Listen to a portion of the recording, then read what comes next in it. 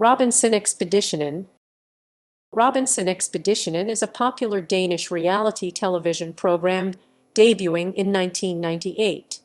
In the spring of 1998, TV3 purchased the broadcast rights to air their own version of Expedition Robinson. Following the success of the Swedish version, Denmark was the first country to adopt their own version of the show.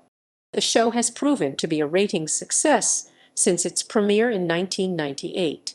The name alludes to both Robinson Crusoe and the Swiss family Robinson, two stories featuring people marooned by shipwrecks.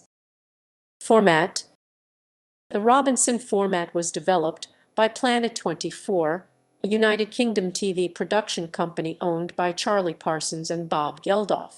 Their company Castaway Television Productions retained the rights to the concept when they sold Planet 24 in 1999.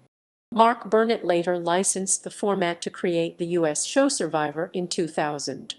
16 contestants are put into a survival situation and compete in a variety of physical challenges.